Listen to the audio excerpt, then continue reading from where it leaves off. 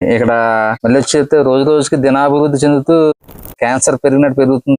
వాడు మౌనం మన సంస్కృతి, మన దేశానికి ప్రమాదం.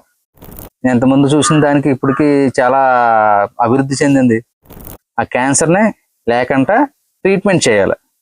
మన సంస్కృతి, ఆ సంస్కృతిని కాపాడుకునే బాధ్యత మనకుంది. మన తల్లిదండ్రులు ఎలాగో మన దేశం, మన సంస్కృతి కూడా అలాగే. విదేశీ సంస్కృతిని మనం రానియకూడదు. అది ఎవడో బతకడానికి మన సంస్కృతి సాంప్రదాయాన్ని పాడు చేస్తారు.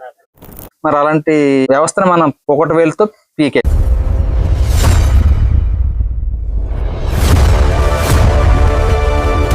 అడ్డదిగిలి మీటింగ్ మేము పెట్టాం, గిరిజన సంస్కృతి సాంప్రదాయాల సభ. అక్కడ ఏం జరిగింది? మన సంస్కృతుల్ని మర్చిపోయే వాటిని గుర్తు చేశారు, సాంప్రదాయాలని, దేశభక్తిని. ఓకే, బాగానే చెప్పారు. ఇంకా అక్కడ ఏమేమి చెప్పారు? ఇంకా మిగతా వాళ్ళకి ఎవరికైనా తెలిసే గుర్తుందా? గిరిజన సంప్రదాయాలు మర్చిపోతున్నారు అని కూడా చెప్పారు. ఇంకా మత మార్పిడి ఇటువంటివి కూడా జరుగుతున్నాయని చెప్పారు. ప్రత్యేకంగా మరి మీరు పిలకపోయినా సరే ఈ గ్రామం ఎందుకు వచ్చాము మీకు ఏమన్నా తెలుసా? మీరు పనిలోకి వెళ్ళినా సరే మీరు వచ్చేదాకా ఈ టైం దాకా ఇక్కడ కూర్చున్నా అంటే కారణం ఏంటంటే, మంచివాడు మౌనం మన సంస్కృతి, మన దేశానికి ప్రమాదం. మీరందరూ మంచివాళ్ళు కానీ మౌనంగా ఉంటున్నారు. దానివల్ల ఎవరికి నష్టం? దేశానికి, ధర్మానికి, మన సంస్కృతికి, దేశానికి. దాని గురించి ఇక్కడ మళ్ళీ వచ్చేస్తే రోజు రోజుకి దినాభివృద్ధి చెందుతూ క్యాన్సర్ పెరిగినట్టు పెరుగుతుంది పక్కన. అవునా కదా? కార్లు వచ్చేస్తున్నాయి, అవి వచ్చేస్తున్నాయి, ఇవి వచ్చేస్తున్నాయి. ఎంతమంది చూసిన దానికి ఇప్పటికి చాలా అభివృద్ధి చెందింది. దుర్మార్గం అది. ఆ దుర్మార్గంలోకి మన మంచివారిని తీసుకెళ్ళడానికి వాళ్ళు చాలా ప్రయత్నం చేస్తారు. మీరు మౌనంగా ఎలా ఉంటే ఎలా కుదురుతుంది? మన గ్రామంలో క్యాన్సర్ సోకిన వాళ్ళు ఒకలే ఉన్నారు. ఆ క్యాన్సర్ మిగతా వాళ్ళకి అంటించకుండా ఉండాలంటే మనం ఏం చేయాలి? ఆ క్యాన్సర్నే లేకుండా ట్రీట్మెంట్ చేయాలి. ఆ ట్రీట్మెంట్ ఎవరు చేయాలా? మనందరం వైద్యుల కింద మారి ఆ క్యాన్సర్ని తొలగించాలి. తొలగించాలంటే ఏం చేయాలి? మనందరం ఒక మాట మీద ఉండాలి. అందుకే మేము ఏం చేస్తున్నామంటే, ఈ ఏజెన్సీలో ఉన్న ప్రతి గ్రామం నుంచి కమిటీలు, ఎందుకు కమిటీలు అడిగాం? మిమ్మల్ని కమిటీలు వేయమన్నాను, మీరు వచ్చారు. ఆ రోజు మీటింగ్ 16 మంది వచ్చారు. అలాగే 25 మంది అంతా కమిటీ ఇచ్చినట్టున్నారు. ఎంతమంది ఇచ్చారు కమిటీ? ఇచ్చారు కదా. ఆ కమిటీ ఏం చేయాలా? కమిటీ వేసుకుంటే పేపర్ మీద వేసేసుకుని ఉంచేసుకుంటే సరిపోద్దా?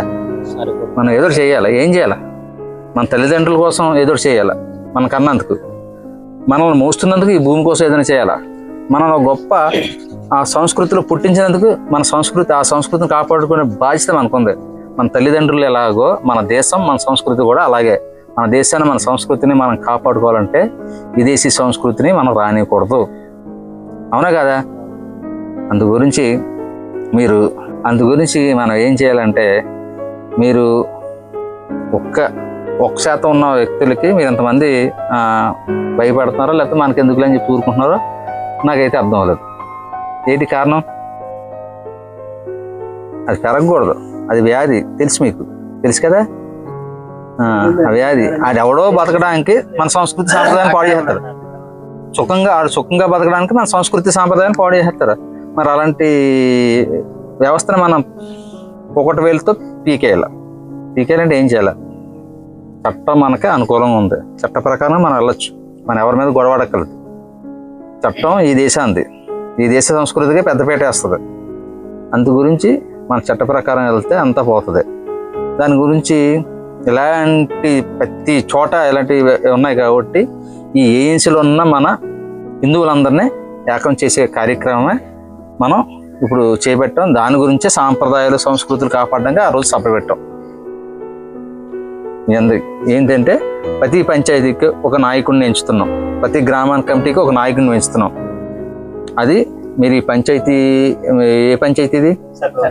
చెట్లవాడ పంచాయతీ నుంచి మీరు ఒక పంచాయతీకి ఒక నాయకుడిని మీరే ఎంచుకొని మాకు అప్పచెప్పాలి. మీ గ్రామానికి కమిటీకి ఒక నాయకుడిని ఎంచుకొని మీరే మాకు అప్పచెప్పాలి.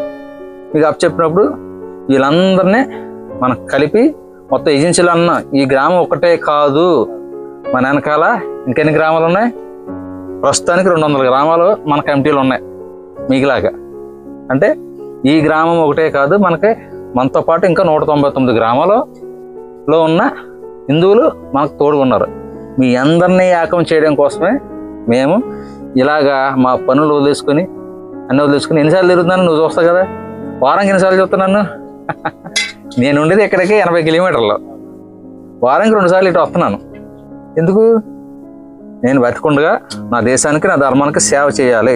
దానికి మించిన పుణ్యం కానీ పురుషార్థం కానీ ఇంకేది లేదు.